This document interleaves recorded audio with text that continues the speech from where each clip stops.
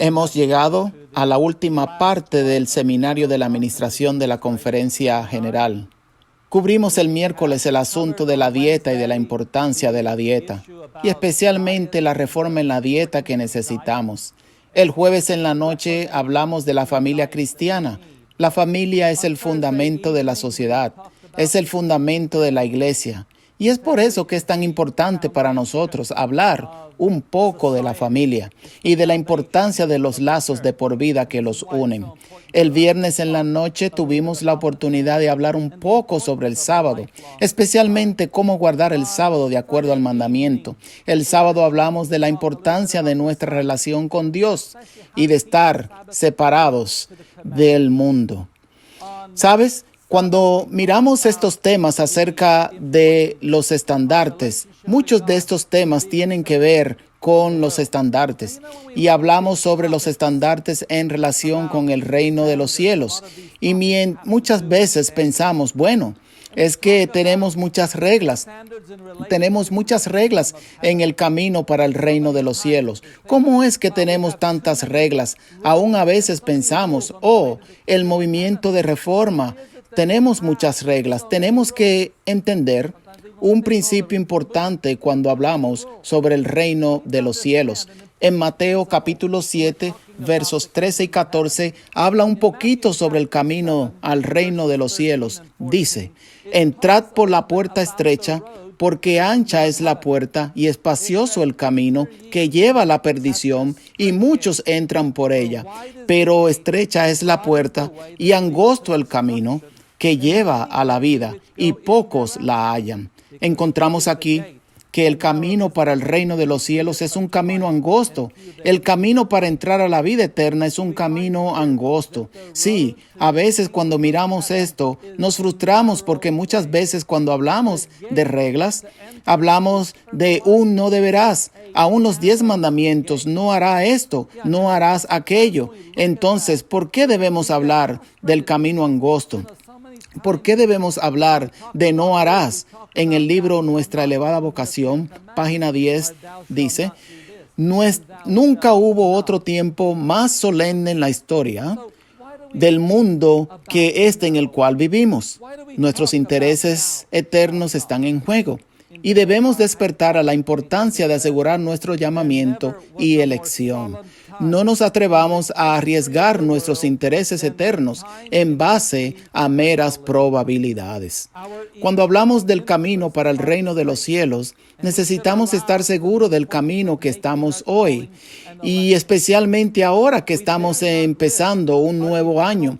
Queremos estar seguros que estamos en el camino correcto, que estamos en el camino adecuado. Y sí, se le llama el camino angosto. Y sigue diciendo, debemos estar resueltos a perseverar lo que nosotros somos, lo que estamos haciendo, la conducta que adoptaremos en el futuro. Son todos asuntos de gran importancia y no podemos permitirnos ser descuidados, indiferentes y despreocupados.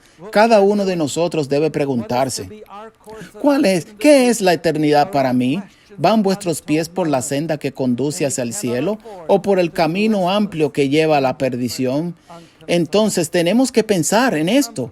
Al empezar un nuevo año, hablamos de las resoluciones para el nuevo año, pero en realidad estamos haciendo resoluciones no solo para este mundo, por las cosas temporales. Nos estamos asegurando que estamos en el camino para el reino de los cielos. ¿Cuán valuable es la eternidad para usted? ¿Tiene usted la eternidad como algo de gran valor o es algo de poco valor? Entonces, cuando hablamos de este camino para el reino de los cielos, sí, este camino angosto, ¿es ese camino difícil o fácil? De hecho, cuando pensamos en las restricciones, hay tantas restricciones. ¿Hacen las restricciones las cosas más fácil o difícil? Hablemos un poquito sobre esto. Hablemos un poquito sobre estas restricciones. Cuando pienso en las restricciones, pienso en la primera restricción puesta después del jardín del Edén a Caín y Abel. Y cómo Caín reaccionó a una simple restricción. No fue tan complicada. Usted trae una ofrenda al altar de Dios y Dios dice, trae un cordero. Y Caín decidió traer algo diferente, no quiso traer un cordero. ¿Y cómo él reaccionó a tal restricción? En Génesis capítulo 4, versos 5 y 6. Pero no se agradó Caín y de su ofrenda, y Caín se airó en gran manera, y decayó su semblante. Entonces el Señor dijo a Caín: ¿por qué te has airado? ¿Por qué ha decaído tu rostro? Entonces ellos trajeron aquí una ofrenda, y Dios no aceptó la ofrenda que Caín ofreció. ¿Y qué sucedió? Su comportamiento cambió, su semblante decayó y se airó en gran manera. ¿Por qué se airó? ¿Por qué a veces nos airamos? A veces queremos algo y especialmente cuando hay una clase de restricción, nos enojamos. ¿A qué se debe eso?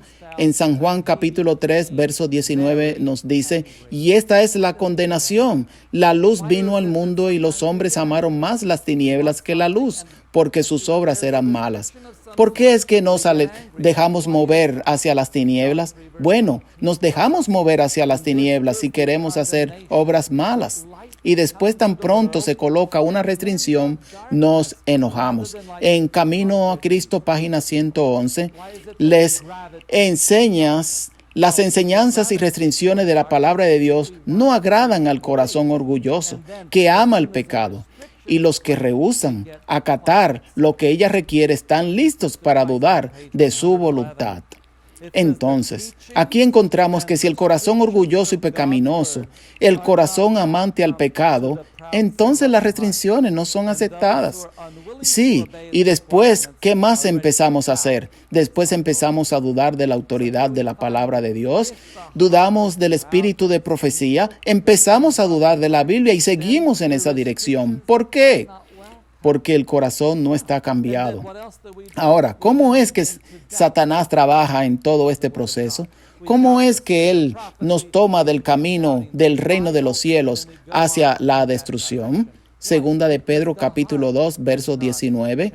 Les prometen libertad cuando ellos mismos son esclavos de la corrupción, porque el que es vencido por alguno es esclavo del que lo venció. Entonces, ¿cómo es que Satanás trabaja con nosotros? ¿Cómo es que nos aparta del camino angosto? Bueno, Él nos promete libertad. Sí, Él nos promete libertad. Si usted hace esto, usted tendrá libertad. Usted podrá hacer todo lo que usted quiera hacer. Y después usted piensa que puede hacer todo lo que usted quiera. Y lo siguiente es que usted se dará cuenta que es un esclavo. Sí, Él te lleva a la esclavitud, al prometerte libertad. En el Comentario Bíblico Adventista, volumen 4, páginas 1183, denunció los estatutos divinos como restricción de su libertad y declaró que el objeto que él perseguía era asegurar la abolición de la ley. Descarte la ley para que así pueda ser libre, para que usted pueda tener libertad. Eso fue lo que Satanás empezó aquí, en este mundo. De hecho, en el universo, así fue como el pecado entró, prometiendo ninguna restricción, prometiendo libertad, prometiendo ser libres. Y luego, por supuesto, usted sabe lo que pasó como resultado. El corazón natural no le gusta las restricciones, no le gusta el reproche, porque cuando hay restricciones debe haber reproches. En Proverbios capítulo 9, verso 8 dice: no reprendas al escarnecedor para que no te aborrezca. Corrige al sabio y te amará. Entonces, que si usted lo reprende, él termina odiándolo. Entonces, cuando hablamos acerca de la rebelión de Satanás, ¿qué dice Satanás que fue la causa de su rebelión? La gran controversia, página 490. Y logrado esto, declaró que las restricciones injustas de Dios habían sido causa de la caída del hombre, como lo había sido de su propia rebeldía. Entonces, Satanás declara desde el mismo comienzo, desde el mismo cielo y después aquí en la tierra, que las restricciones injustas que habían causado la rebelión, y sigue diciendo así: Como él, Satanás hablando de él, tratan estos de romper el freno de la ley de Dios y prometen a los hombres la libertad mediante la transgresión de los preceptos de aquella. La reprensión del pecado despierta aún el espíritu de odio y resistencia. Entonces, el reproche crea ¿qué? Odio y resistencia. Entonces, ¿qué hace Satanás? Él promete a las personas libertad. Él promete a ellos ser libres. No más restricciones, no más resistencia, no restricciones. Ahora, ¿cómo debemos reaccionar hacia las restricciones de Dios? Encontramos esto en Hebreos capítulo 12, verso 5. Y ya habéis olvidado la exhortación que como a hijos os dirige el Señor al decir: Hijo mío, no menospreciéis la disciplina del Señor, ni desmayes cuando eres reprendido por Él. Aquí dice que no debemos menospreciar cuando Dios nos trae disciplina, cuando Dios introduce restricciones a nosotros. ¿Por qué es eso? Porque no debemos menospreciar eso. El próximo verso dice: porque el Señor reprende al que ama y azota a todo el que recibe por hijo. Actualmente Dios trae disciplina. Dios trae restricciones porque Él nos ama. Es el amor, es el resultado del amor. Solo mire y vea cómo esto trabaja. En el mismo comienzo, Dios creó un jardín en el oriente. En Génesis capítulo 2, versos 8 y 15, Dios el Eterno había plantado un huerto en el Edén al oriente y puso allí al hombre que había formado. Y verso 15, tomó pues Dios el Eterno al hombre y lo puso en el huerto de Edén para que lo cultivara y lo guardara. Usted puede ver aquí que Dios creó toda esta cosa hermosa llamada en el jardín del Edén. Y de esta cosa maravillosa que Dios creó para el hombre, y después, ¿qué hizo Él? Él le dio todos estos árboles hermosos y le dice: tú puedes comer de todo. Y después, en el verso 17 dice: pero del árbol, del conocimiento del bien y del mal no comerás, porque el día que comas de él, morirás. Así que usted encuentra que Dios creó este hermoso jardín, todos estos hermosos diferentes árboles en el jardín. Y después puso una restricción. En el libro Confrontación, página 12, había una sola prohibición. El árbol prohibido era tan atrayente y hermoso como cualquier de los árboles del huerto. Dios no creó todos estos hermosos árboles y dijo: solamente de uno podrás comer. No, Dios hizo muchos diferentes árboles. Había diferentes tipos de variedades y entonces Dios dijo: hay uno que usted no podrá comer de ese árbol particular. Y usted después encuentra a Eva. Ella empieza a caminar por el jardín un día. ¿Y qué estaba ella pensando mientras ella estaba caminando? Ella viene y ve este árbol y dice: oh, tú no puedes comer de este árbol. Y después algo empezó a correr en su mente. ¿Qué fue eso? Continuamos leyendo en Confrontación. Pensaba en la restricción que Dios había establecido en relación con el árbol de la ciencia. Entonces, aquí usted tiene esta mujer, esta primera mujer que Dios había creado. Estaba por el jardín del Edén y viene a este árbol hermoso, así de hermoso como los demás árboles, y empieza a pensar: ¿por qué esta restricción fue puesta sobre nosotros? Y muy a menudo las tentaciones empiezan con estas ideas de restricciones. Y cuando meditamos en esta restricción, se va incrementando más y más grande. Y lo siguiente que usted ve, ella se le olvidó de todos los demás árboles en el jardín y ella vio solo este árbol. Y ahora, ¿por qué solo ese árbol fue prohibido? ¿Por qué el fruto de ese árbol fue prohibido? Sigue diciendo en Confrontación: se lo llamó el árbol del conocimiento porque al participar de ese árbol del cual Dios había dicho: no comerás, tendrían un conocimiento del pecado y experimentarían la desobediencia. Ustedes ven, Dios no quería que ellos tuviesen conocimiento del pecado. Dios no quería que ellos tuvieran una experiencia en desobediencia.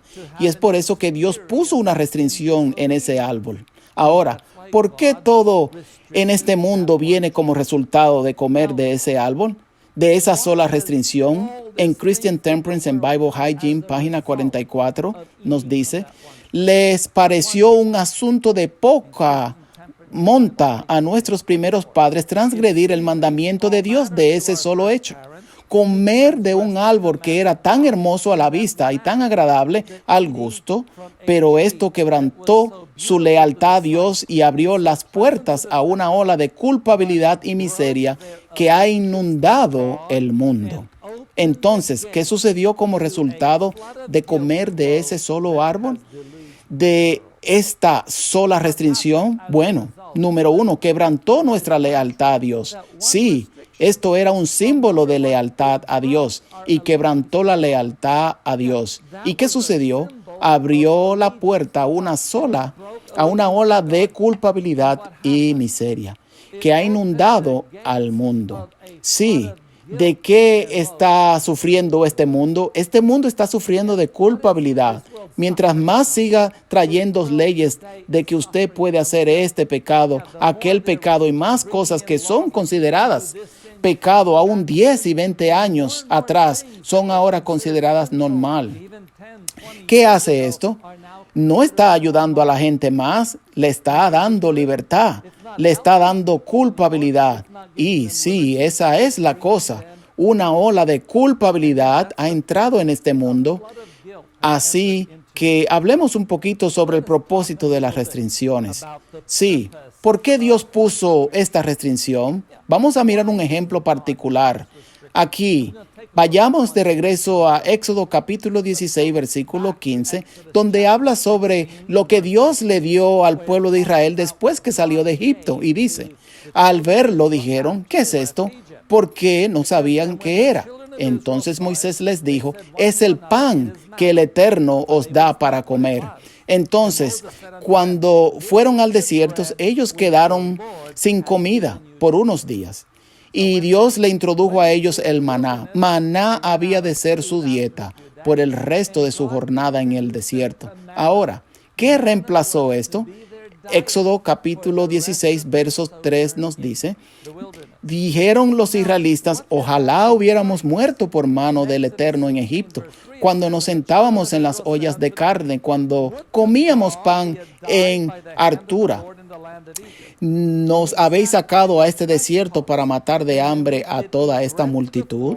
Sí, ellos tenían las ollas de carne en Egipto y ahora Dios puso una restricción sobre ellos y les dice, no más consumo de carne y ahora ustedes van a comer algo que se llama maná. Ahora, ¿cuál era el propósito? ¿Por qué Dios puso una restricción sobre ellos? Dios no tenía que hacer eso. Pero ahora Dios les dice, ustedes van a ser restringidos, ustedes van a comer esta clase de comida, no ese tipo de comida. ¿Por qué Dios hizo eso? Christian Temperance and Bible Hygiene, páginas 118 y 119. Si ellos hubieran estado dispuestos a negarse la satisfacción del apetito en obediencia a las restricciones divinas, la debilidad y la enfermedad habrían sido desconocidas entre ellos. Sus descendientes habrían poseído fuerza física y mental. Ahora escuchen esto. ¿Qué hubiese sucedido si ellos hubiesen aceptado las restricciones? La debilidad y la enfermedad habrían sido desconocidas entre ellos. ¿Cree usted que eso era una buena restricción? ¿Piensa usted que esto fue algo destinado por Dios para su beneficio? ¿O fue esta restricción algo malo para ellos? Usted no puede tener esto porque es algo verdaderamente bueno y yo lo quiero para mí. No, eso no era. De hecho, cuando ellos aceptaron esta restricción, claro, ellos no la aceptaron en su plenitud. Pero si ellos la hubiesen aceptado completamente, ¿qué hubiese sucedido? La debilidad y la enfermedad habrían sido desconocidas entre ellos. ¿Puede usted imaginarse? Aquí estamos lidiando con esta pandemia por los últimos varios años. ¿Cree usted que hubiese sido algo maravilloso si no hubiera pandemia? ¿Cree usted que es algo maravilloso que no haya enfermedad, que no haya necesidad de doctores? Bueno, esto es lo que hubiese sucedido. Si los hijos de Israel hubiesen aceptado esta restricción que Dios le había dado, y no solamente le hubiera ayudado físicamente, sigue diciendo, habrían tenido claras percepciones de la verdad y del deber, un discernimiento agudo y un juicio sano. Esto hubiese afectado más que su vida física. Hubiesen estado dispuestos a entender las cosas claramente, tener distinción entre lo correcto y lo malo. Hubiese sido claramente entendido por ese pueblo. Solo si hubiesen aceptado esas restricciones. Aún hoy, las restricciones pueden ser un beneficio para nosotros cuando hablamos aquí de la dieta. Note aquí en Ministerio de Curación, página 180. Dice, la intemperancia en el comer es a menudo causa de enfermedad y lo que más necesita la naturaleza es ser aliviada de la carga inoportuna que se le impuso. En muchos casos de enfermedad, el mejor remedio para el paciente es un corto ayuno que omita 1 o 2 comidas para que descansen los órganos rendidos por el trabajo de la digestión. ¿Puede usted imaginarse esto? Aquí estamos comiendo normal, cualquiera sea nuestra dieta, y después empezamos a enfermarnos. Una de las mejores cosas es que ¿hacer qué? Es que omita 1 o 2 comidas. Sí, eso es lo mejor que usted puede hacer. Y muchas veces, cuando estoy viajando y algunas veces en los últimos años que he estado viajando internacionalmente, algunas veces cambia el día por noche y algunas veces usted está cambiando una estación por otra estación cuando usted va del norte al hemisferio sur y toda su vida se confunde a su alrededor y ahora usted debe estar comiendo, pero aquí usted va a estar durmiendo y cuando usted debe estar durmiendo, ahora es tiempo para el desayuno o el almuerzo. Sí, eso es lo que sucede. ¿Y qué le sucede a su sistema completo? Su sistema completo empieza a complicarse y empieza a enfermarse. Y yo no puedo darme el lujo de enfermarme. Entonces, ¿qué hago? Simple, no como. Sí, omita 1 o 2 comidas. Y algunas veces 2 días puede omitir una comida. ¿Y qué sucede? Usted es colocado de vuelta al camino.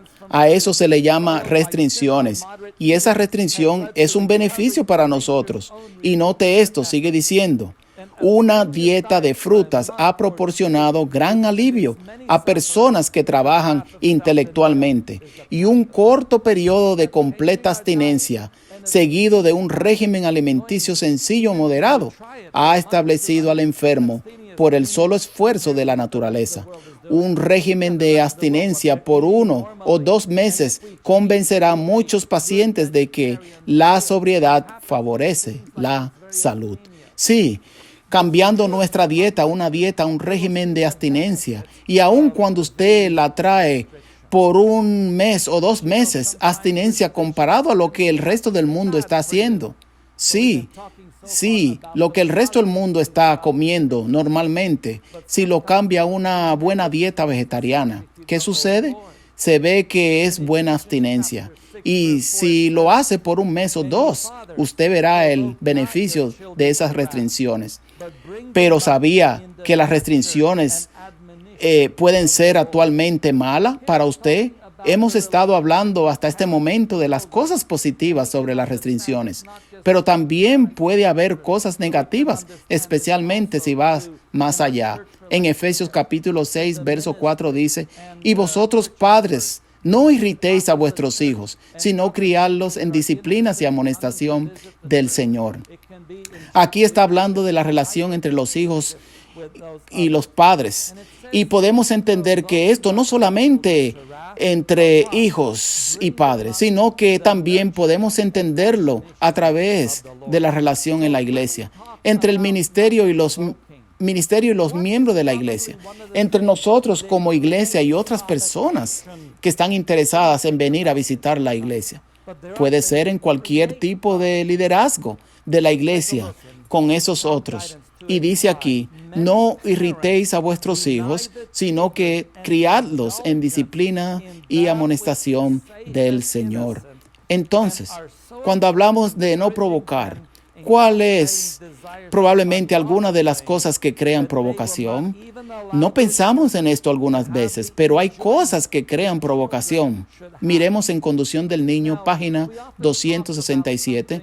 Muchos padres niegan a sus hijos complacerlos en algo que es seguro e inocente y temen tanto fomentar en ellos el cultivo del deseo de cosas indebidas que ni siquiera permiten que sus hijos disfruten de aquello que es propio de los niños. Ahora, a menudo hablamos acerca de complacer algo y hablamos al respecto en una capacidad negativa.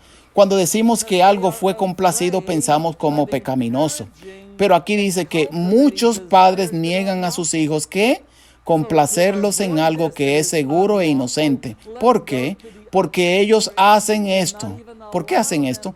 Porque temen tanto fomentar en ellos el cultivo del deseo de cosas indebidas.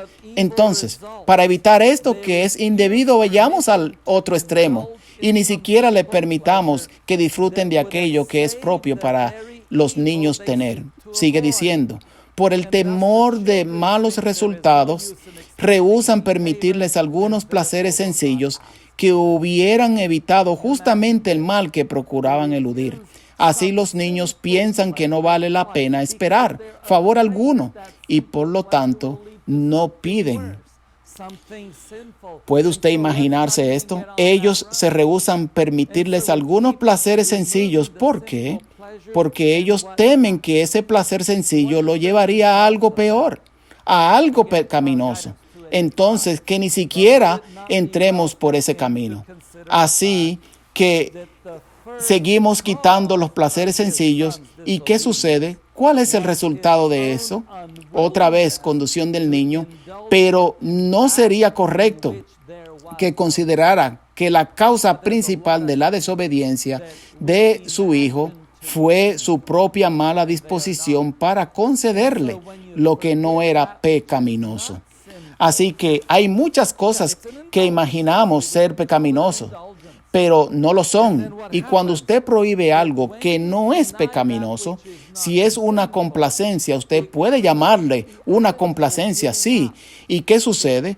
Cuando usted niega aquello que no es pecaminoso, crea la actitud de rendirse y tirar las manos en el aire y decir, olvídate de esto. Sí, este es el problema. Este es el problema con los hijos. Es un problema en la iglesia. Si creamos reglas que están diseñadas para mantenernos en la línea recta y estrecha, sí, reglas que son más estrictas de lo que Dios diseñó, crea inquietud, crea las mismas cosas que estamos tratando de evitar. Crea las mismas cosas que estamos tratando de evitar. Sí, esto fue lo que sucedió entre los hijos de Israel. Ellos salieron del cautiverio babilónico y para evitarlos que quebranten el sábado, para evitarlos a ellos de todas estas otras cosas, ellos crearon todas estas reglas. Así fue como los fariseos llegaron a existir. Crearon todas estas reglas para evitar que hagan esto, lo cual era pecaminoso, y entonces se prohibieron todas estas cosas que eran inocentes en ella misma. Y luego terminaron haciendo ¿qué? Creando un grupo de hipócritas. Y terminaron haciendo incluso la maldad, la misma maldad que ellos estaban tratando de prevenir. Entonces, ¿cómo evitamos eso? ¿Cómo evitamos esos extremos de crear restricciones que se vuelven inmanejables? Encontramos en Gálatas capítulo 6, verso 1. Hermanos, si alguno ha caído en alguna falta, vosotros que sois espirituales, restauradlos con espíritu de mansedumbre, cuidándote que tú también no seas tentado. Así que no solamente está hablando aquí de cosas inocentes, sino incluso de algo en lo que una persona peca. ¿Qué sucede cuando un niño comete una infracción? ¿Qué sucede cuando alguien comete un pecado en la iglesia? Sí, es un pecado abierto. ¿Cómo tratas a esa persona? A veces estamos tan ansiosos por lidiar con ese pecado que nos olvidamos de la humanidad de Cristo que necesitamos compartir con la gente. Y una de las primeras cosas que hay que hacer aquí, dice, cuidándote a ti mismo, que tú también no seas tentado. En otras palabras, tenemos que ponernos en su lugar. Y luego, ¿qué haríamos si estuviéramos en su lugar? ¿Seríamos tan severos sobre nosotros mismos? ¿O queremos ser un poco más fácil? Sí, la severidad es una cosa mala algunas veces. Conducción del Niño, página 268, dice, por la severidad con que tratan sus errores, despiertan las peores pasiones en el corazón humano y dejan a sus hijos con un sentimiento de injusticia y equivocación. Encuentran en sus hijos justamente la disposición de carácter que ellos mismos le habían impartido. Sí, terminamos creando algo peor. Sí, terminamos creando algo peor. Así que aquí estamos hablando de los niños y podemos aplicar esto en la iglesia de la misma manera, lidiando con sus errores. Así que esto no es algo inocente. Es en realidad lidiando con un pecado, lidiando con un error. ¿Y qué hicieron? Siendo tan severos, ¿qué hicieron? Despertaron las peores pasiones del corazón humano. Sí, provocaron algo que nunca debió haber sido provocado. Y podemos ver que esto también cuando hablamos de la naturaleza de Dios. Sí, cuando hablamos de la naturaleza de Dios, por ejemplo, hablamos de la naturaleza de Dios cuando tú pecas, debe haber un castigo, y el diablo ha traído esta cosa llamada la inmortalidad natural del alma.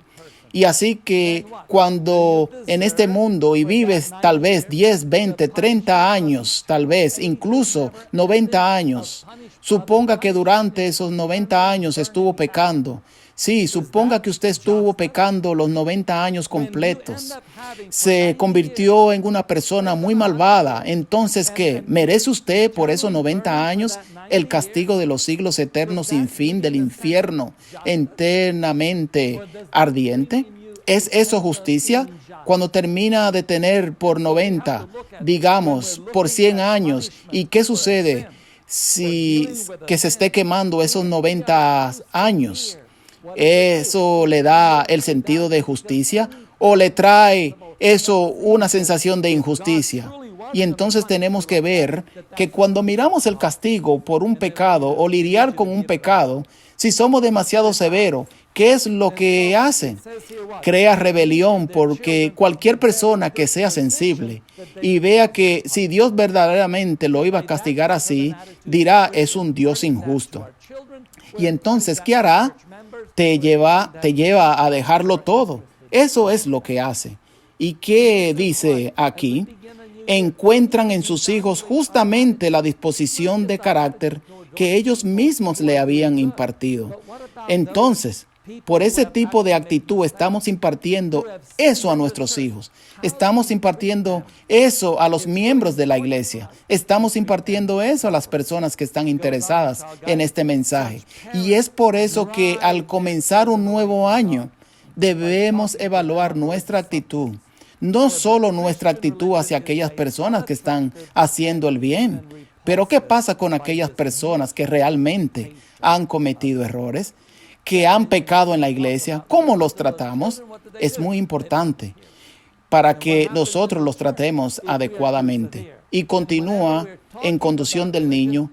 Tales padres alejan a sus hijos de Dios al hablarles de temas religiosos, pues la religión cristiana no resulta atrayente y aún es repulsiva por esa falta representación de la verdad. Entonces, cada vez que les habla de religión a esos niños, ¿qué hacen ellos? No quieren escuchar. ¿Y qué sucede en la iglesia? Si somos demasiado severos, entonces cada vez que hablemos de religión, no quieren escuchar. ¿Es una reacción natural? ¿Por qué? Debido a que la religión cristiana se vuelve poco atractiva. Y no solo poco atractiva, se ha vuelto repulsiva. ¿Es eso lo que queremos hacer?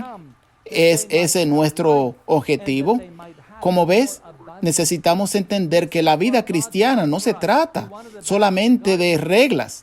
Eso no es lo que se trata el cristianismo. Las reglas están ahí. Las restricciones existen para que podamos vivir.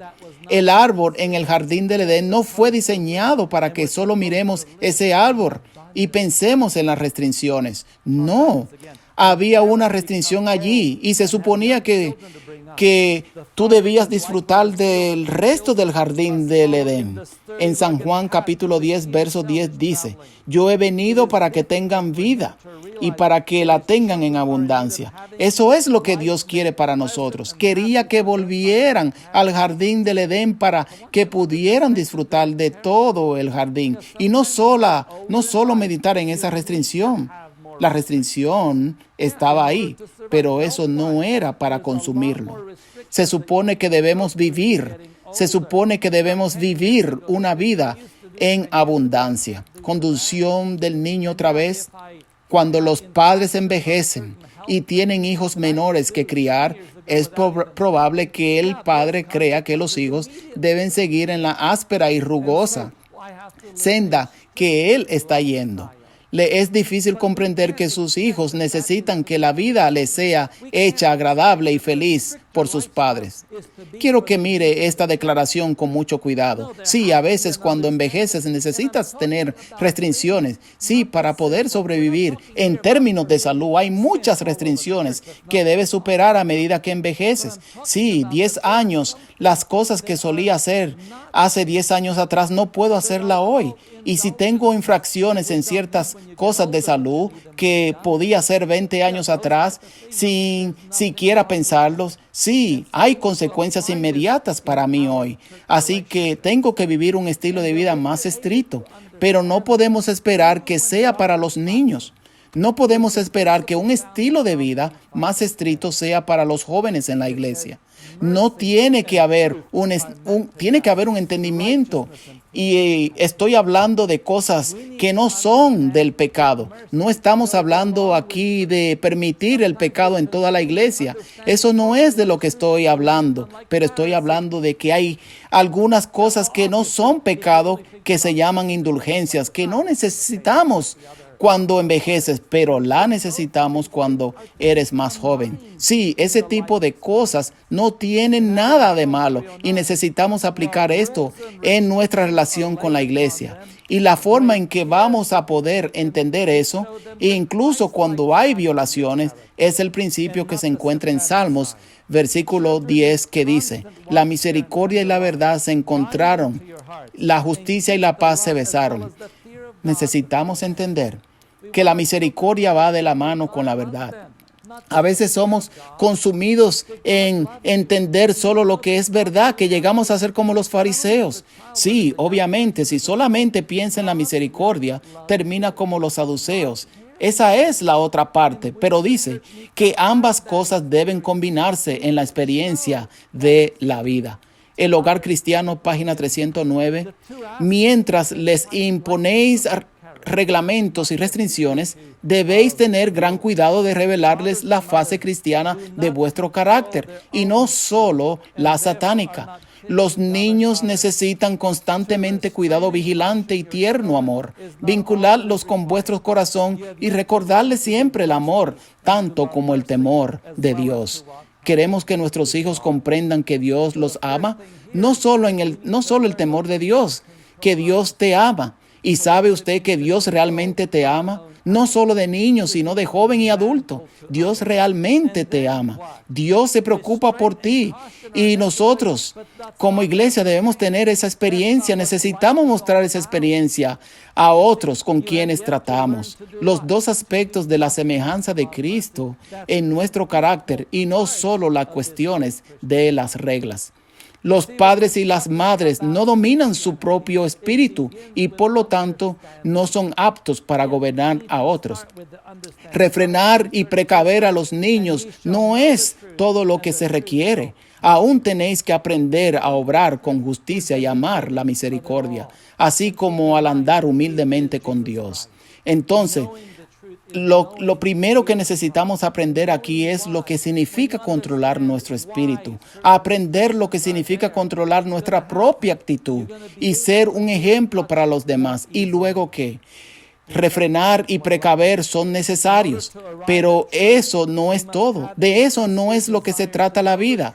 Usted ve, usted tiene que aprender que hacer qué, hacer justicia y amar la misericordia, que es una parte igual de toda esta vida cristiana. Usted ve, cuando hablamos de la vida cristiana, tiene que ver con el conocimiento, el entendimiento. Sí, tenemos que empezar con el entendimiento. San Juan capítulo 8, verso 32 dice, y conoceréis la verdad y la verdad os libertará. Conociendo la verdad es el conocimiento de todo. Y mantengan en mente que la verdad es Cristo Jesús. Conocer la verdad es conocer a Cristo Jesús. Conocer, porque cuando usted conoce, porque ciertas restricciones están ahí, ¿qué va a suceder? Usted podrá hacerlo mucho más fácil. En Camino a Cristo, página 111. Para llegar a la verdad debemos tener un deseo sincero de conocerla y el corazón y en el corazón buena voluntad para obedecerla. Así que en primer lugar, cuando estamos hablando de saber algo, debemos tener un deseo sincero de conocer la verdad. No basta con saberlo para aprenderlo, de estudiarlo como si usted estuviese estudiando geografía o historia. No, usted debe tener un real deseo sincero de conocer la voluntad de Dios. Y no solo tener conocimiento de ella, pero ¿qué? Una voluntad de corazón para obedecer. Cuando hagamos eso, cambia todo, cambia nuestra relación con la obediencia. Y luego, ¿qué? Sigue diciendo, Cristo dijo, si alguno quiere hacer su voluntad, conocerá de mi enseñanza. Para poder saber si algo es verdad o no, debe tener la voluntad de hacer la voluntad de Dios. Si no tenemos esa disposición, si esa actitud no está ahí, se vuelve imposible hacer eso. Y continúa diciendo, en vez de dudar y cavilar tocante a lo que no entendáis, prestad atención a la luz que ya brilla sobre vosotros y recibiréis mayor luz. En lugar de estar preocupados por las cosas que no entendemos. No entendemos muchas cosas, pero las cosas que sí sabes, ten la voluntad de obedecer las cosas que usted sabe. Y después que, mediante la gracia de Cristo, cumplid todos los deberes que hayáis llegado a entender. Y seréis capaces de comprender y cumplir aquello de los cuales todavía dudáis. Entonces, así que hay algunas cosas que están en dudas en este momento. ¿Qué debes hacer? Obedece con un corazón dispuesto a esas cosas que usted entiende. Y mientras haces esas cosas que entiendes, poco a poco te permitirá entender y te capacitará para realizar aquellas cosas que ahora tienes dudas. De eso se trata el cristianismo. Así que cuando hablamos de obediencia, si es difícil o fácil, tiene que ver con un cambio de corazón. Tiene que ver con un cambio de corazón. Si mi corazón cambia, estoy dispuesto a obedecer la voluntad de Dios. Eso hace una gran diferencia. Usted ve, el propósito de Dios no es solo tener un pueblo obediente. Eso no es suficiente, ser obediente como un perro, ser obediente como un caballo. Eso no es lo que Dios está buscando. En Deuteronomio capítulo 6, versos 5 y 6, después de haber repetido los 10 mandamientos en el capítulo 5, justo antes de entrar a la tierra prometida, el próximo capítulo, el capítulo 6, dice: amarás al Señor tu Dios con todo tu corazón, con toda tu alma y con toda tu alma, y estas palabras que te mando hoy estarán sobre tu corazón. Dios quiere que esto esté en mi corazón. Cuando esté en mi corazón, cambiará la naturaleza de los 10 mandamientos. De un no deberás a un deberás. Sí, usted hará ¿qué? Esto lo hará. Usted lo hará porque usted quiere. En otras palabras, yo no quiero desobedecer a Dios. Yo no quiero robar. Yo no quiero matar. Yo no quiero hacer todas estas cosas. Esos no son mis deseos. En vez, yo quiero obedecer a Dios Cuando eso está en su corazón, cuando la ley está en su corazón, entonces la obediencia cambia. Sí, cambia de ser dura e imposible y llega a ser algo más fácil. ¿Por qué? Porque sale de su propio corazón. Eso es lo que Dios quiere de nosotros. Y si vamos a tener algunas pruebas, sí, por el camino, vamos a tener que experimentar algunas restricciones en el camino. ¿Y qué haremos con esas restricciones? ¿Qué sucede como resultado de esas restricciones? Salmo 30, verso 5. Porque un momento será su ira, pero su favor dura toda la vida. Por la noche durará el lloro y la mañana vendrá la alegría. Sí, el llanto puede durar una noche, puede ser poco tiempo que tenga sufrimiento debido a las restricciones. Seamos sinceros, no son siempre cómodas. Sí, cuando usted está hambriento y usted sabe que es mejor no comer algo en ese momento, eso se le llama restricción, pero te sentirás mejor más adelante. Sí, eso es lo que dije. Al principio, cuando viajo y empiezo a sentirme enfermo, dejas de comer. Y si a veces todavía tienes hambre, especialmente cuando alguien se sienta allí y te muestra toda esta comida que tienen. Hemos preparado esta comida maravillosa para ti. Y usted está mirando toda esta comida maravillosa y usted sabe que trabajaron arduamente, pero usted dice: ¿sabes qué? Déjame esperar. Me la comeré más tarde. Yo sé que es mejor ahora, pero tengo que comerlo más tarde. ¿Y después qué pasa? Y luego puedes pasar el resto de ese tiempo sin sufrir enfermedades. Y en su lugar puedes pasar un rato agradable con la gente. La pregunta es: ¿quieres este tipo de alegría? ¿Es eso lo que quieres en tu vida al comenzar este nuevo año ahora mismo? ¿Quieres tener un feliz año nuevo? En Juan 15, verso 11 dice: estas cosas os he hablado para que mi gozo esté en vosotros y vuestro gozo sea completo. Dios ha dado estas restricciones, pero cuando estas restricciones son aceptadas desde el corazón, ¿qué sucede? Entonces tu gozo es pleno, pero no pasas todo el tiempo mirando las restricciones. No te sientas ahí y pasas todo el tiempo pensando: oh, no puedo hacer esto y no puedo hacer aquello. Enfócate en las cosas que puedes hacer. Hay tantas cosas, inclusive cuando estamos hablando de la observancia del sábado, de acuerdo al mandamiento. Sí, hay muchas cosas que no podemos hacer en sábado, pero ¿sabes qué? Hay muchas más que podemos hacer.